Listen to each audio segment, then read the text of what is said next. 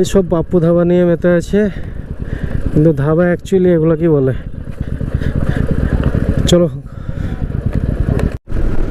হঠাৎই প্ল্যান হলো মালদা যাওয়ার। মালদা অ্যাকোয়াটিক বেঙ্গলে গিয়ে আজকে দিনটা কাটাবো, এরকম চিন্তা ভাবনা নিয়ে বাড়ি থেকে বেরোলাম। এখন উমরপুরে ঢুকলাম।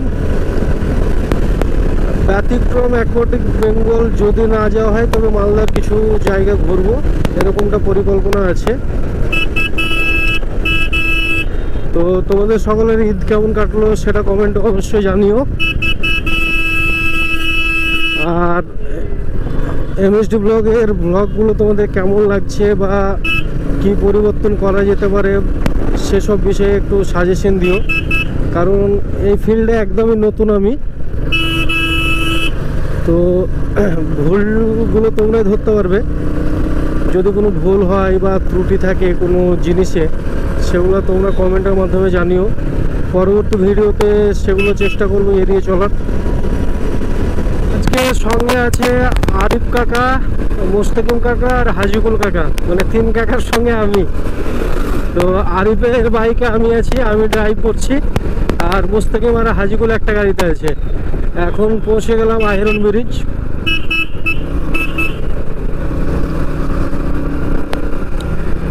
ছবি তোলার ইচ্ছে হচ্ছে, কিন্তু হাতে সময় যেহেতু কম, আর এখানে দাঁড়াবো না, দাঁড়িয়ে সময়টা নষ্ট করবো না।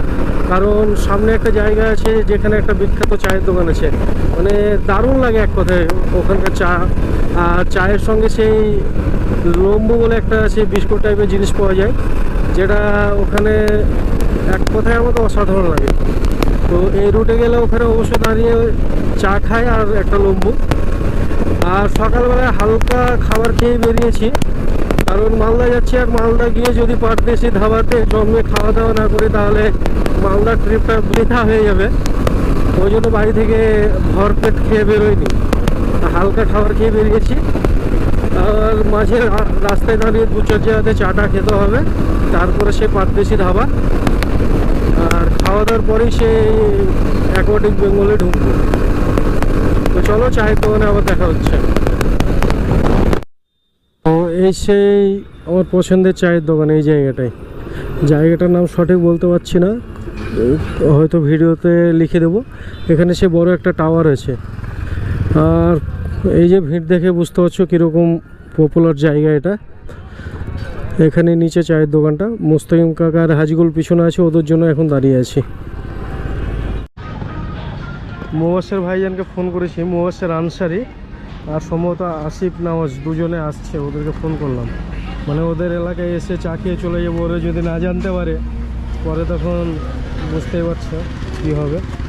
তো এখানকার ভিড় দেখে একটা আন্দাজ করাই যেতে পারে যে কেমন চায়ের দোকান বা কেমন চায়ের কোয়ালিটি। চলো দেখাচ্ছি তোমাদের। বাড়ি থেকে মালদা অ্যাকোয়াটিক বেঙ্গলের দূরত্ব হচ্ছে 110 কিলোমিটার মতো। একটানা প্রায় 40 কিলোমিটার এলাম। 40 কিলোমিটার আসার পর দাঁড়ালাম প্রথম। এটা নতুন কিছুই না, অনেক দোকানে এই জিনিসটা পাওয়া যায়, কিন্তু এখানে নতুনত্ব বলতে আগুনের তাপে এটাকে সেঁকে দিচ্ছে, যেটার কারণে খেতে খুব ভালো লাগে।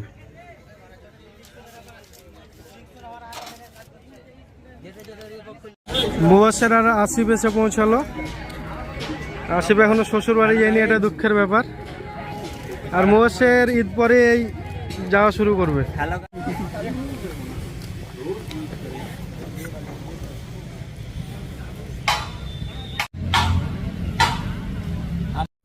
চা খাওয়া হলো, বেরোচ্ছি এখন। মুবাসের আর আসিফকে টাটা, আবার পরবর্তী কোনো ভ্লগে দেখা হবে। চলো।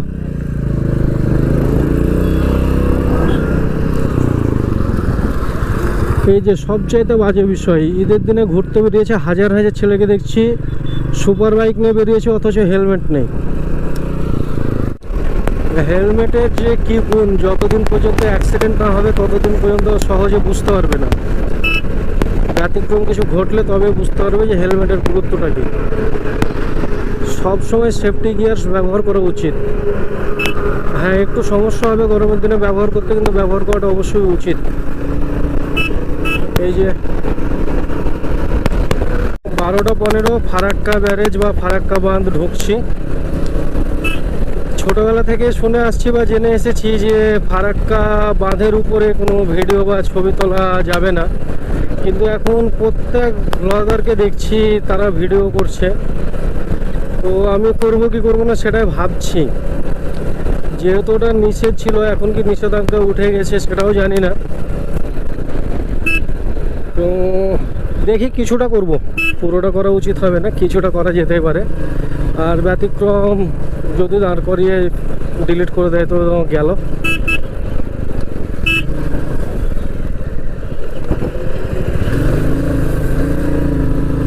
মুর্শিদাবাদের যে কেউ বা মালদার যে কেউ যদি ভাবে পুরো ফ্যামিলি নিয়ে একটা বিকেল কাটাবো, তো ফারাক্কা বাঁধের এই সাইডে খুব সুন্দর জায়গা আছে, পরিবার নিয়ে বা বন্ধুদের সঙ্গে এসে একটা সুন্দর বিকেল কাটানো যেতে পারে। খুবই সুন্দর পরিবেশ, এসছি এর আগে আমরা। ফ্যামিলি, বন্ধু বান্ধব বা যে কোনো ছোটোখাটো অনুষ্ঠান করতে চাইলে এখানে এসে করা যেতে পারে। আর এইদিকে সে নতুন প্রজেক্টের কাজ হচ্ছে, কত সালে কমপ্লিট হবে কি জানি।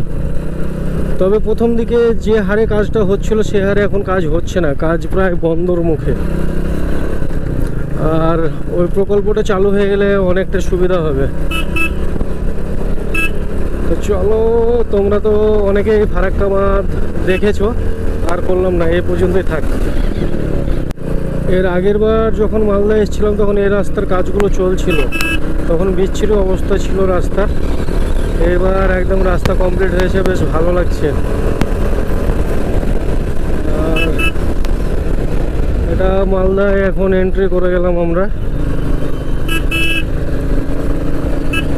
হাজিকুল আর মোস্তাকিম ওদেরকে তো খুঁজেই পাচ্ছি না, ওরা আমাদের আগেই আছে, কিন্তু কতটা আগে আছে সেটা বলতে পারছি না। এই ভিডিওটা একটু লম্বা হবে, তোমরা না কেটে দেখো, ভিডিওটা নিশ্চয়ই বেশি ভালো লাগবে আগের ভিডিও চাইতে। চেষ্টা করছি প্রতিদিন ইমপ্রুভ করার, আর কিছু না কিছু অবশ্যই বুঝতে পারছো তোমরা। আস্তে আস্তে হয়তো একটা সময় আসবে যখন একদম সম্পূর্ণ স্মুথ হয়ে যাবে সব কিছু। তো গোপ্রো নিয়ে প্রথম দিকে সমস্যা হচ্ছিল বেশ ভালোই, কিন্তু এখন আর কোনো রকম সমস্যা হচ্ছে না, মানে সম্পূর্ণ আইডিয়া হয়ে গেছে যে কীভাবে শ্যুট করলে কোন ভিউটা আসবে। তো এখন সমস্যা হচ্ছে আমার একটা জিনিস নিয়ে, সেটা হচ্ছে ভয়েস রেকর্ডের ব্যাপারটা। কারণ হেলমেটে আমি মাইকটা কীভাবে লাগিয়েছি বুঝতে পারছি না, মাঝে মধ্যে বাতাসের শব্দটা খুব ভালোই আসে। মানে অনেক দাদাদের ভিডিও দেখি যে ওদের নয়েজটা একদমই আসে না, এখন ওটা এডিটের মাধ্যমে নাকি কিভাবে করে কি বুঝতে পারছি না। হ্যাঁ, পেয়ে গেছি মুস্তাকিম আর হাজিকুল। ও ঝাক্কাস লাগছে। তো সামনে সে মালদা টোল ট্যাক্স, তারপর এটা দিয়ে বাইপাস হয়ে বেরোবো। বাইপাস হয়ে এর আগে আমি যাইনি, অবশ্যই রাস্তা শুরু হয়ে গেছিলো, কার হেলমেট পরে গেছে। তো এবার বাইপাস দিয়ে যাব, ভিতর দিয়ে যাব না, কারণ দেরি অলরেডি আমরা করে দিয়েছি। এখন 12টা 20 বাজছে।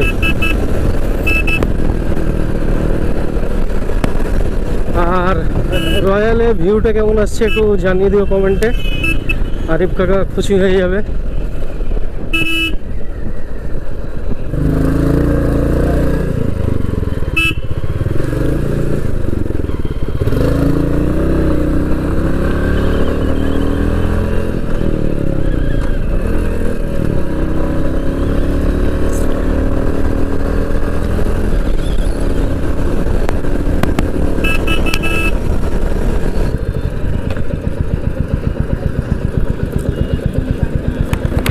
দাদা বাইপাসটা কত দূর যেতে হবে? আর বাইপাস এখান থেকে আরো 20 কিলোমিটার দিয়ে ডান হাতে পড়বে, তাই তো?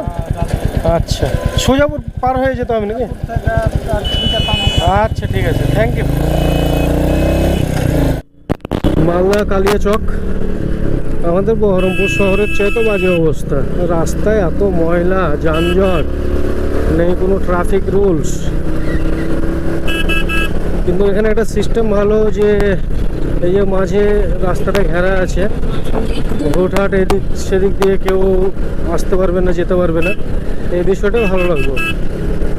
বহরমপুরে হয় কি, ও ট্রাফিক দেখলোই না, গাড়ি আসছে না আসছে ওই ভরে দিল, ঢুকে গেল। এই জিনিসটা এখানে হবে না অতটা। কিছুটা দূর দূর জায়গা আছে, তবে খুব সাবধানে পার হতে হবে। 12:40, অনেক লেটে বেরিয়েছি বাড়ি থেকে, এটা হচ্ছে সমস্যা। 12:40 মানে আমাদের ওখানে অ্যাকোয়াটিক বেঙ্গলে ঢুকতে মোটামুটি 2 থেকে 2:30 বাজবে, কারণ যাওয়ার সময় আমরা খাওয়া দাওয়া করে ওখানে ঢুকবো। তো 4টে পর্যন্ত যদি খোলা থাকে 1.5 ঘন্টা এনজয় করা যাবে। কিছু কারণে রাস্তায় সেভাবে দাঁড়াইনি, দাঁড়িয়েছিলাম বলতে সে ফারাক্কার আগে একবার দাঁড়িয়েছিলাম, তারপর কন্টিনিউ চলছে। একদম ইচ্ছা আছে পারদেশি ধাবাতে গিয়ে দাঁড়ানোর, যেহেতু হাতে সময় নেই ওই জন্য আর আড্ডাও মারছি না কোথাও। এই হচ্ছে মালদা সুজাপুর। মালদা থেকে কেউ ভ্লগটা দেখলে অবশ্যই কমেন্ট করে জানিও, ভালো লাগবে। সব জায়গায় একটাই সমস্যা, ট্রাফিক ট্রাফিক।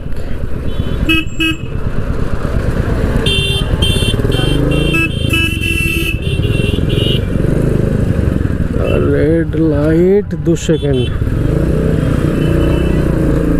চলো বেরোলাম। বাহ, এখানে খুব সুন্দর একটা মসজিদ আছে, হয়তো তোমরা পুরোটাই দেখতে পাচ্ছ। এখানে ঈদের নামাজ হয়েছে দেখে বোঝা যাচ্ছে। আর এই হচ্ছে সুজাপুরের ভিউ।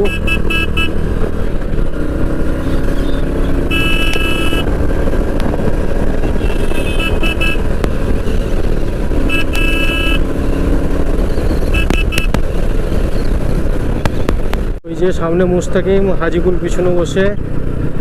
হাজিকুলের দুর্ঘটনা ঘটার পর প্রায় 2 বছর থেকে সেভাবে কোথাও যায়নি, যেখানে গেছে আমার সঙ্গে আমি নিয়ে গেছি। এবার ও মুর্শিদাবাদের বাইরে, আমি নিয়ে এলাম, মালদা যাচ্ছি।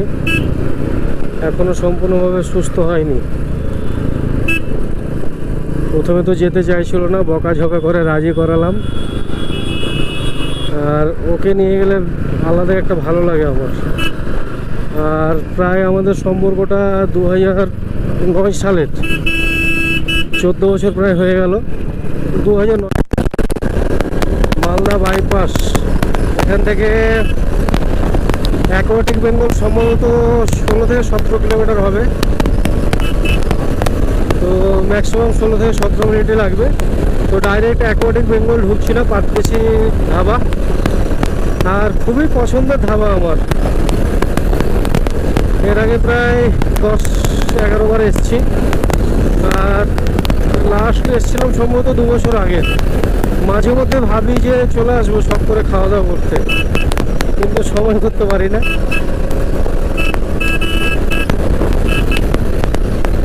আর একটা জিনিস, যারা অ্যাকোয়াটিক বেঙ্গল আসবে বা এসেছো তারা জানো যে ওর ভিতরেও খাবার ক্যান্টিন আছে, কিন্তু সেই খাবার ক্যান্টিনের দাম শুনলে চোখ কপালে উঠবেই।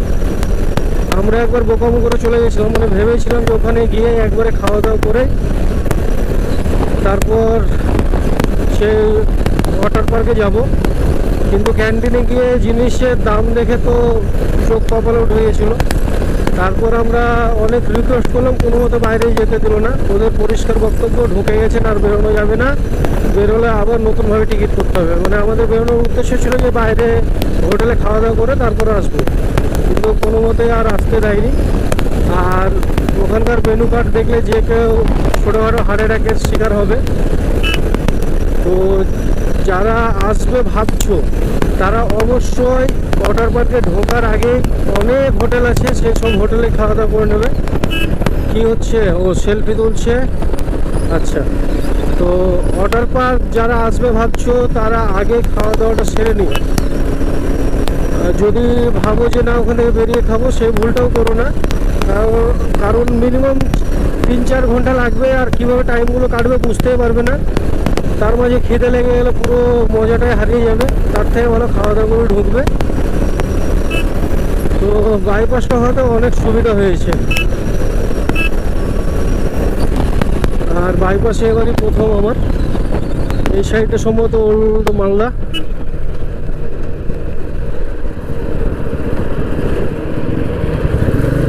এখনো কাজ বাকি আছে। বাইপাসটা সত্যি অসাধারণ করেছে। প্রথম আসছি, বেশ ভালোই লাগছে। আর বাইপাস নিয়ে আমার একটা টেনশন ছিল, যেহেতু আসিনি। আর সমস্যার কিছু নেই, কারণ গুগল ম্যাপস আছে সঙ্গে। আবার গুগল ম্যাপসকেও ভরসা করা যাবে না, কারণ 2-4 জায়গায় আমি ভালো ভাষা ফেসেছিলাম। তো এই হচ্ছে বাইপাস, নতুন নতুন হয়েছে, বেশ ভালোই তো আছে এখন। দেখা যাক পরবর্তীতে কীভাবে মেনটেন করে। আর লক্ষ্য করো চারিদিকে শুধু আমের গাছ, ছোট ছোট গাছে এত বেশি আম ধরে আছে, দেখতেই মজা লাগছে। এদিকে শখ করে মালদায় ঘুরতে আসে আমের জন্য, আম খাওয়ার জন্য, আম পার্সেল করে নিয়ে যাওয়ার জন্য। মালদার পরে পরে মুর্শিদাবাদের স্থান, মুর্শিদাবাদও আমের জন্য যথেষ্ট বিখ্যাত। আর মুর্শিদাবাদের ছেলে তাই শখ নেই মালদা আম খেতে আসার। তবে সময় হলে ঘুরতে আসবো, ঘুরতে এসে সেই সুযোগটাকে কাজে লাগাবো। আর টেম্পারেচার মনে হচ্ছে একটু বেড়েছে তাই লাগছে, কিন্তু বিরক্ত হচ্ছে না, ভালোই লাগছে। যেহেতু একটা জায়গায় যাচ্ছি, মনের মধ্যে একটা উৎসাহ কাজ করছে। নতুন গেলে তো আরও বেশি হতো, অনেকবার হয়ে গেছে। এদিকে লাস্ট 2 বছর কোথাও যাওয়া হয়নি, এবারে প্রথম যাচ্ছি দূরে, মানে 100 কিলোমিটারের দূরে। না 2022-এ গিয়েছিলাম, সরে সে বিহার যায় তখন গেছিলাম। আর এবছর ইচ্ছে আছে 2টো লং রাইড করার, দেখা যাক কি হয়।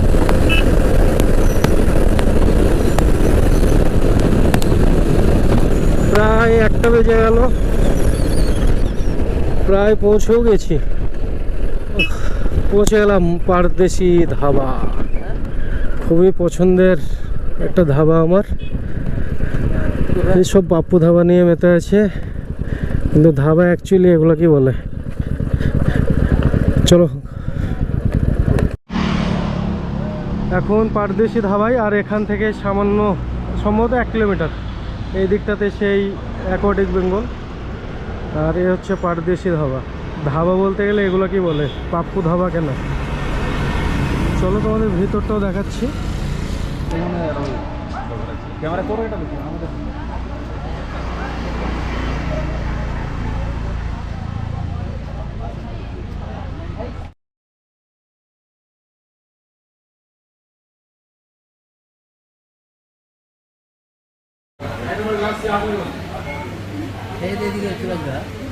সোফা সেট যেটা আছে রাস্তায় আঠানো, চেয়ার কাজ